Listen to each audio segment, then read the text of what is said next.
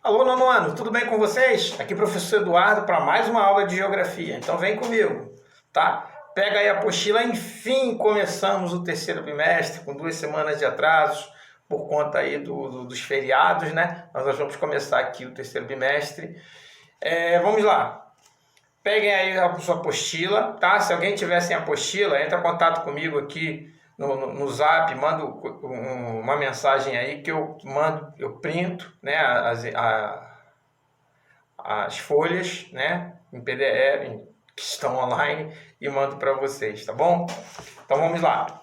Nós temos aqui na página 149, o primeiro capítulo da apostila do terceiro bimestre, Ásia, regionalização e aspectos físicos. Então a gente vai começar a falar um pouquinho, né, desse maravilhoso continente que é o continente asiático. Ele é a maior extensão territorial do planeta, tá?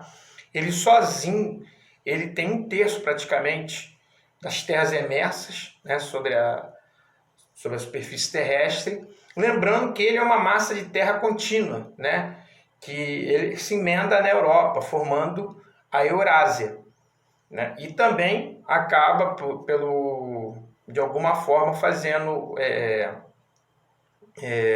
algum contato também com o continente africano ali próximo ao canal de Suez, tá? Então vamos lá. Sobre o relevo, a gente vai falar um pouquinho sobre os aspectos físicos, né, e a regionalização. E por ser um continente tão grande, tá, ficou mais fácil dividir ele em algumas regiões. Daí a gente chamar regionalizar, tá bom? Então a regionalização do continente asiático, ela reuniu alguns países, algumas terras que têm alguma similaridade, não só pela proximidade, mas alguma similaridade dos aspectos culturais e também físicos, tá? Então, dessa maneira, nós dividimos a Ásia em Ásia Meridional, tá? Ásia Setentrional, Ásia Central, Extremo Oriente, Oriente Médio e Sudeste Asiático, tá? Então, cada região dessa, ela vai ter suas particularidades e países centrais dentro dessa regionalização do continente, tá? Aí nós temos aí o texto explicativo, tá? Como o nosso texto aqui é muito curtinho, não vou entrar muito em detalhes aqui não, preciso que vocês façam uma leitura.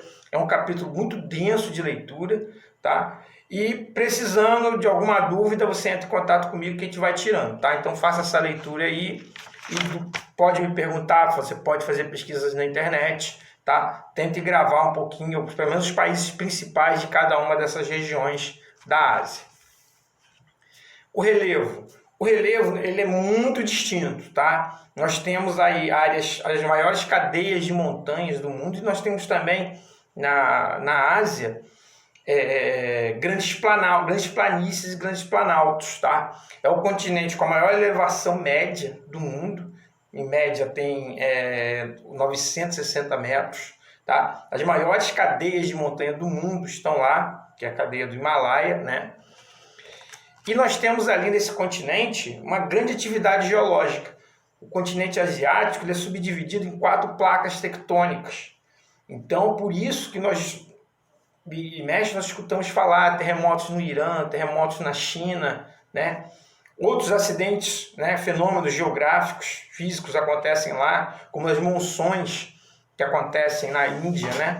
E na região do Sudeste Asiático, quando no verão você tem uma maior umidade saindo do Oceano Índico em direção ao continente, e no inverno você tem um movimento reverso, que é o ar seco do centro do continente vindo em direção ao oceano. E aí você tem uma inversão térmica muito grande acontecendo nesses lugares por onde você tem esse corredor, né, de umidade e seco. Então no verão você tem uma chuva torrencial muito forte e no inverno você tem uma secura onde que chega a secar alguns rios importantes, mas que devido à secura do tempo, eles acabam interrompendo o seu curso durante esse período, tá? Falando em rios, você tem uma imensa rede hidrográfica. Basicamente, os rios na Ásia nascem no centro do continente, muito por causa do degelo das montanhas da cadeia do Himalaia. E esse derretimento de gelo vai fazer com que, por um lado, você tenha grandes planaltos e também depressões, tá? Essa água ela vai escorrendo da cadeia das montanhas do Himalaia e ela vai formar os planaltos e posteriormente as planícies, principalmente mais ao lado leste. Do lado oeste, você continua tendo grandes movimentos tectônicos e grandes outras cadeias de montanhas, tá? O continente, falando sobre a divisão dos continentes, a divisão do continente europeu do continente asiático são o Vale dos Montes Urais, tá? É ali que se divide o continente. E nós temos alguns países também, né, que estão com o pé na Europa, outro na Ásia. É o caso da Turquia, é o caso também da Rússia, que tem uma porção do seu território na Europa, outra na Ásia.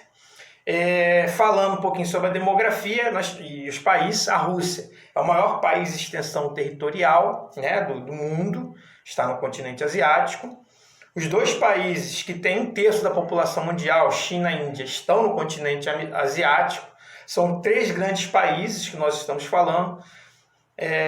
As grandes metrópoles do mundo, né, maiores concentrações urbanas do mundo, a grande maioria delas está no continente asiático, são as cidades de Tóquio, Xangai, né, Bombaim, na Índia. Então, várias outras grandes aglomerações urbanas estão. Então, um continente muito, muito importante, de muita relevância. Tá? No contexto geopolítico, a gente vai falar isso mais um pouquinho no próximo capítulo, falar um pouquinho mais sobre o contexto econômico, né? A China tem uma ascendência muito importante hoje no cenário político mundial, então é muito importante a gente conhecer esse imenso e maravilhoso continente, tá? De tantos contrastes e tantas lindezas, mas também de vários problemas, tá? Então faça a sua leitura aí, entre em contato com o professor, tire sua dúvida, faça a sua pesquisa, vale pontuação, tá? Me apresente na próxima aula. E é isso aí. Os exercícios vocês vão fazer, estou deixando escrito aí, né? De 1 a 4 no caderno, de 6 a 10 vocês fazem no livro. Façam no livro, tá? Um abraço, beijo, até a próxima aula.